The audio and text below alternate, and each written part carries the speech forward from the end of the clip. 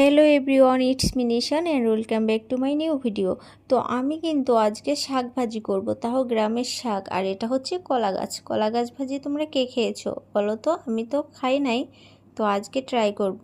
আমি ইউটিউবে একটা ভিডিও দেখেছিলাম যে এই কলা গাছের এই ভিতরের অংশটুকু ভাজি করতেছে, তো এটা দেখে আমিও একটু কিনে নিলাম। তো আজকে ভাজি করব।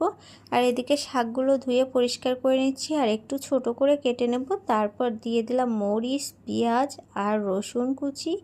একটু তেল দিয়ে ভালো করে একটু বাদামি কালার করে নিলাম। শাকগুলো দিয়ে দিচ্ছি, চেপে চেপে ধরতেছে না, কি করব, একটার পরে আরেকটা চেপে দিয়ে ঢাকনা দিয়ে দিয়েছি। কতটা যে পানি ছেড়েছে, এই পানিতে কিন্তু আমার শাক ভাজিটা পুরোপুরি হয়ে যাবে। তো শাক ভাজি এদিকে হয়ে গেছে, আর ভাবলাম এদিকে আরেকটা তরকারি রান্না করে নিই। বেগুন দিয়ে ডিম দিয়ে রান্না করেছি। তোমরা কে খেয়েছো? দেখো, এইভাবে কিন্তু কাটতে হয়। আমি কিন্তু এটা ইউটিউবে দেখেছি, আমি কিন্তু জানতাম না এভাবে কাটতে হয়। যাই হোক, আমি কিন্তু ভালো করে কুচাইতে পারি না, এজন্য একটু মোটা মোটা করে কেটে নিচ্ছি। তোমরা পারলে একটু ভালো করে কেটে নিও।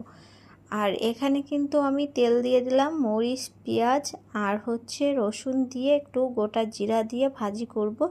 খেতে কেমন লাগবে বলতে পারছি না, আজকে ফার্স্ট খাবো। তো তোমরা যদি খেয়ে থাকো জানাইও। তো এভাবে দিয়ে একটু মিক্সড করে নিলাম। তারপর কিন্তু একটা ঢাকনা দিয়ে দেবো। ঢাকনা দেওয়ার জন্য এটা সিদ্ধ হয়ে যাবে। তারপর আমরা একটা ভাজি করে নিব। আর ভাজি করার পরে কিন্তু কালারটা এরকম হয়েছে। তো কেমন লাগলো ভিডিওটা অবশ্যই জানিও। আল্লাহ হাফেজ।